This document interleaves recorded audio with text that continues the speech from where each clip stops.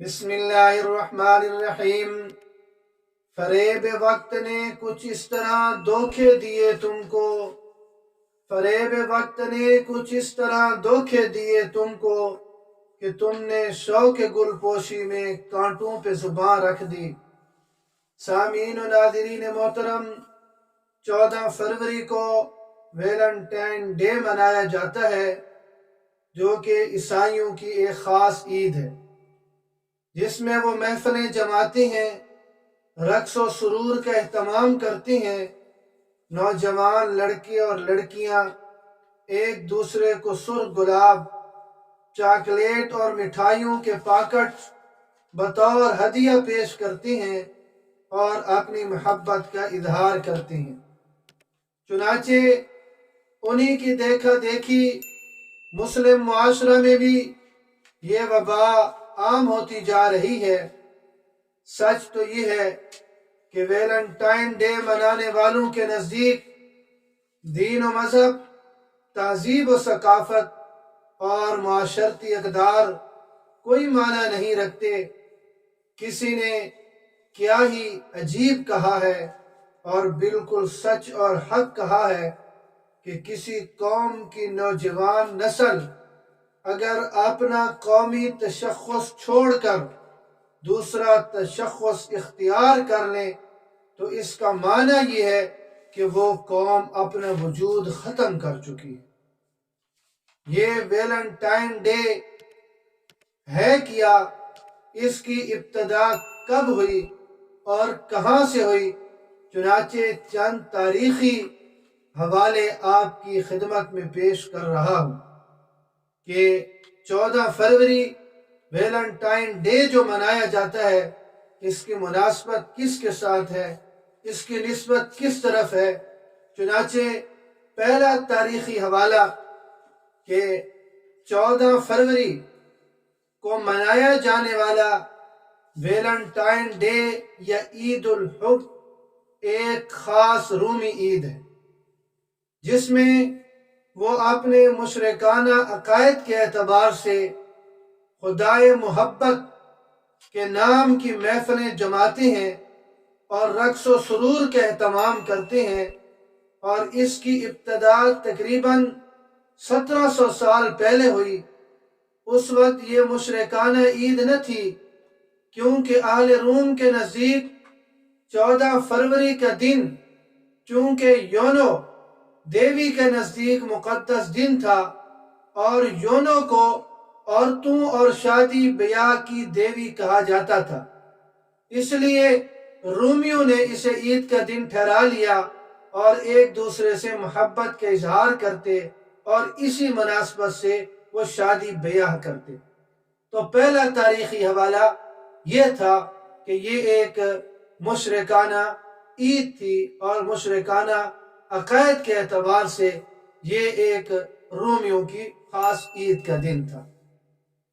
دوسرا تاریخی حوالہ کہ 3 صدی عیسوی میں روم میں ویلنٹائن ایک پادری تھا، اسے ایک عیسائی راہبہ سے محبت ہو گئی، مگر چونکہ عیسائیت میں راہبوں اور رہباؤں میں شادی کرنے پر پابندی ہے، یہ ان کا ایک اپنا مسلک ہے، ایک اپنا عقیدہ ہے ان کا۔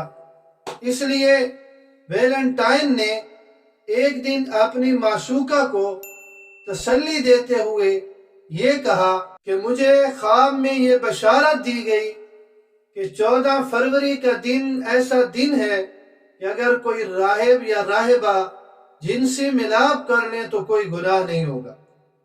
اور راہبہ نے اس خواب پر یقین کر لیا اور دونوں نے جوش عشق میں وہ سب کچھ کر ڈالا جس کی تمنا ان کے دل میں تھی۔ تو چونکہ کلیسا کی روایات کو پامال کیا گیا تو پامال کرنے کے جرم میں انہیں قتل کر دیا گیا۔ بعد میں کچھ جنسی آوارگی کے علم برداروں نے اسے شہید محبت کا خطاب دے دیا اور اس دن کو یوم آوارگی کے طور پر منانا شروع کر دیا۔ اور تیسرا تاریخی حوالہ کہ ویلنٹائن کو مذہب تبدیل نہ کرنے کے جرم میں پہلے قید رکھا گیا، پھر سولی چڑھا دیا گیا۔ قید کے دوران ویلنٹائن کو جیلر کی بیٹی سے محبت ہو گئی۔ سولی پر چڑھائے جانے سے پہلے اس نے جیلر کی بیٹی کے نام ایک الوداعی محبت نامہ چھوڑا، جس پر اس نے دستخط سے پہلے یہ لکھا کہ تمہارا ویلنٹائن۔ یہ واقعہ 14 فروری 279 عیسوی کو چونکہ پیش آیا، اس کی یاد میں انہوں نے 14 فروری کو یوم تجدید محبت کے نام سے منانا شروع کر دیا۔ چوتھا تاریخی حوالہ کہ جب سلطنت روما میں جنگوں کا آغاز ہوا تو شادی شدہ مرد اپنے خاندان کو چھوڑ کر جنگوں میں شریک نہیں ہونا چاہتے۔ نوجوان بھی اپنی محبوباؤں کو چھوڑنے کے لیے تیار نہیں تھے۔